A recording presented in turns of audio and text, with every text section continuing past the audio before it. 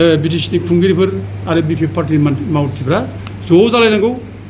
critical discussion जालायनांगौ बे हारसिं announce खालामनाय हारसिंनो बुंलांनाय बेखौ गारनांगौ रायलाय दा रायखोमालायबाय थानाय जों खोनाबाय थायो जे जोंना शिबसारा जोंनि रायलाया शिबसारा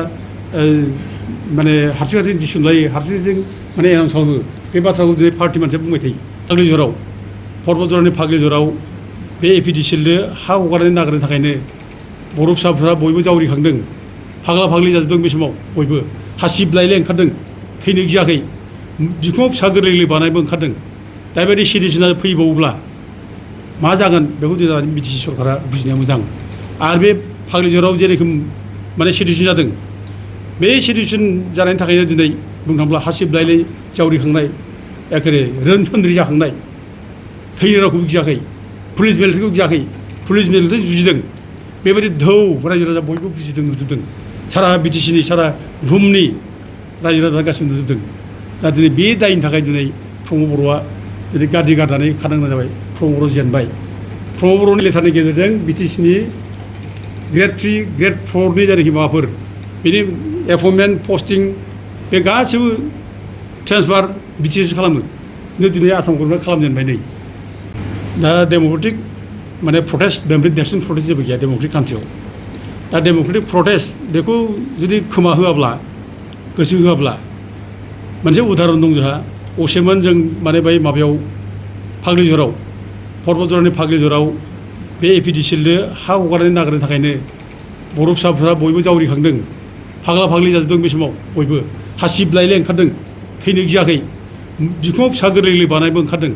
दा बेबायदि सिटुएसना फैबावोब्ला मा जागोन बेखौ जोंना BTC सरकारा बुजिनाया मोजां आरो बे फाग्लिजराव जेरोखोम माने सिटुएसन जादों बे सिटुएसन जानायनि थाखायनो दिनै बुंनो थाङोब्ला हासिबलायलाय जावरिखांनाय एखेबारे रोनसोन्द्रि जाखांनाय थैनो रावखौबो गियाखै पुलिस मिलिटारिखौ गियाखै पुलिस मिलिटारि जुजिदों बेबायदि धौ रायजो राजा बयबो बुजिदों नुजोबदों सारा BTCनि सारा बुहुमनि रायजो राजा गासिबो नुजोबदों दा दिनै बे दायनि थाखाय दिनै प्रमद बर'आ दिनै गारदि गारनानै खारनांगौ जाबाय प्रमद बर' जेनबाय प्रमद बर'नि माने पावाराव फैयैनि खारनाव बेबो मोनसे खारन गिदिर खारन मेजर खारन बे आरो थद्रुब दाबो जुदि जोंनि माने बे शिक्षाखौ लानो रोङाब्ला दानि सरकाराबो बिदि भुलखौनो मावनो नागिरब्ला गाबोन मालगावआवबो बिदि जे जाया बेखौ बुंनो हानाय नङा आरो मालगावआव देरसिन जागोन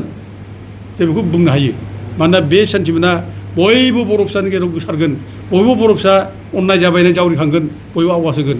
बयबो सापर्ट खालामगोन बेखायनो जों खावलायो गुरैयै बे माने मालगावनि हाखौ जाहाथे अननाय भाबै मालायनो होआ जों गुरै खावलायफिनो आरो लोगोसे मोनसे खोथा आं बुंबावनो लुबैदों जायो दा BTCआ दिनै गुलुंजों जागासिनो दं आसाम गभर्नमेन्टआ BTCखौ बोरै गोदना सेरनानै नाख्रेबनो बे सानगासिनो दं दा दिनै BTCआव माने गार्जेन मिनिस्टार दिनै हरबाय रावबो बुङाखै खिन्थु जों गोसो दुखु मोनना दंगासिनो दं गार्जेन मन्थ्रि आसामनि गार्जेन मन्थ्रि बोरै थाफैनांगौ BTCआवलाय BTCखौथ' BTCनि EMफ्रानो सालायनांगौ ना आरो 6 नं एरियायाव आसामनि खुनु मन्थ्रिया खामानि गैया बेयाव गार्जेन मन्थ्रि फैयोमोन ना DCफ्रा खामानि होआ बेयाव BTC सालायो दा खिन्थु दिनै BTCआव गार्जेन मन्थ्रि हरनानै दिनै BTCनि EMफोरनि पावारखौ दिनै हस्ताय खालामनाय जों नुदों आरोखि EMफोरनि पावार BTC पावारखौ दिनै नाख्रेबनो नागिरनाय प्रमद बर'नि समाव बिदि जादोंमोन आरो सेम माने पलिसिखौ दिनै हाग्रामानि समावबो खालामना दों बेखायनो साबधान जाहाथे BPFआ दानि माबाफ्रा पार्टि लेभेलावबो सावरायो मोजाङै गुवारै डिसिसन लायो जोंखौ दिनै माने खावलायहरनाय जायो आरो नै मोनसे उदाहरन आं होबावना दोनै बावैसो गभर्नमेन्ट अफ आसामनिफ्राय health and family welfare department Dispur नै बेनिफ्राय हरदों डिस्ट्रिक्ट ओमफ्राय मोनसे जाबाय नैबे माबानिफ्राय office of the director health service Assam हेंग्राबारि गुवाहाटि बेनिफ्राय लेटार फैदों बे लेटारनि गेजेरजों BTCनि ग्रेड 3 ग्रेड 4नि जायनाखि माबाफोर बेनि एपइन्टमेन्ट पस्टिं बे गासिबो ट्रेन्सफार BTC खालामो खिन्थु दिनै आसाम गभर्नमेन्टआ खालामजेनबाय नै आसाम गभर्नमेन्टआ खालामजेनबाय दा आसाम गभर्नमेन्टआ खालामनो हाया बे BTCनि बाथ्रा बेयो BTCआसो बेखौ खालामगोन सोरखौ अबाव ट्रेन्सफार खालामगोन सोरखौ अबाव हरगोन अबाव हरा बेखौ BTC खालामगोन दा बेनो बे माने आसाम गभर्नमेन्टआ BTCखौ जे दिनै गोदना सेरनो हादों BTCखौ गावसोरनि आखायाव लांनो हादों दा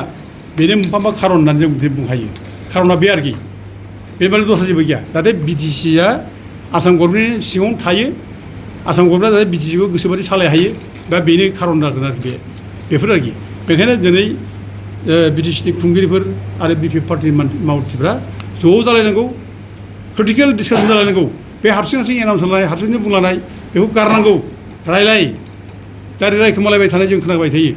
जे जोंना शिबसारा जोंनि रायलाया शिबसारा माने हारसिं हारसिं डिसिसन लायो हारसिं हारसिं माने एनाउन्स खालामो बे बाथ्राखौ दिनै पार्टि मानसिया बुंबाय थायो जोंनि सायाव खोनाहोयो दा बिदि मानो रायलायबाय थानांगौलाय नोंसोर टेबोलाव रायलाय डिसिसन ला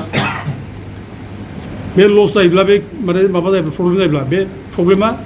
हारसिंनि प्रब्लेम नङा बे बर' जाथिनि प्रब्लेम बे बिदि एसे प्रब्लेम बे बेखायनो जाहाथे बयबो ज' सावरायनानै डिसिसन लायो आं बेखौनो खावलायहरो